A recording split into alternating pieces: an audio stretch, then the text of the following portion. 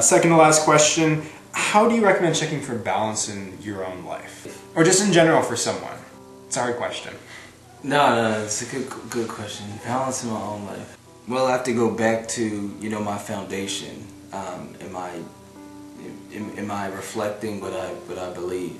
If I'm in this close relationship with God, that's my balance, and I should be feeling and experiencing the fruits of the Spirit that's in me. That's my balance. Mm-hmm. And I'll give the verse later, but that's something I use to gauge it. It is if I know it's not who Christ is in me, basically. Believers believe that Christ is in us, His Spirit's in us. Yeah. It's a new identity now. It's the new man. How's the Bible puts it? The old man, Keith, is dead, and the new man is alive. So if I'm not reflecting the new man, which is joy, peace, love, then I know my balance is off.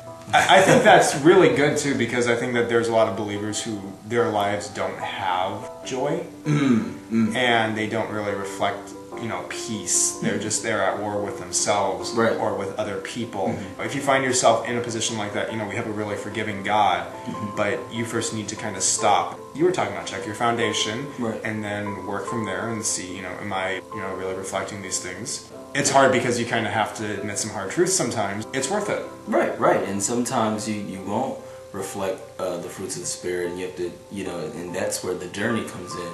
Searching yourself in your heart and going to God and being open with Him, talking to Him, spending that time with Him, and having the faith that He will supply. He'll prune and He'll work His Spirit in you, and you'll give Him more and more glory.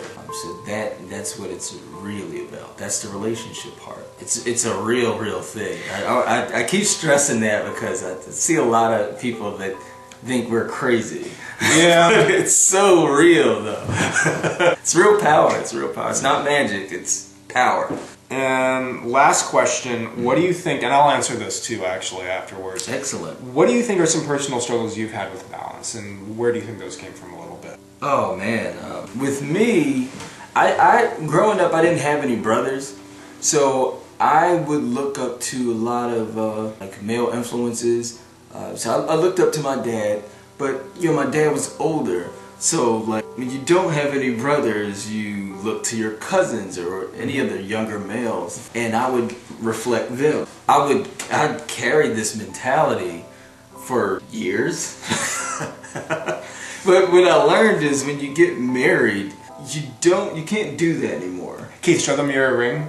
Oh, I don't. My ring's out there. No proof. My ring's sitting out in the other room.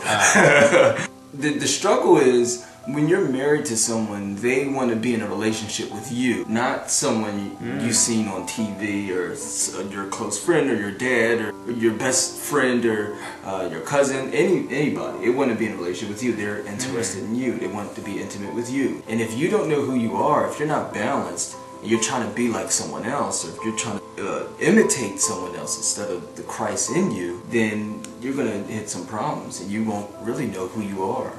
And that's one of the struggles I had that I'm learning and still learning, is that I can't be afraid to be myself and be myself in Christ. And however that looks, that's how it's going to look. I think Paul said that by the grace of God I am what I am.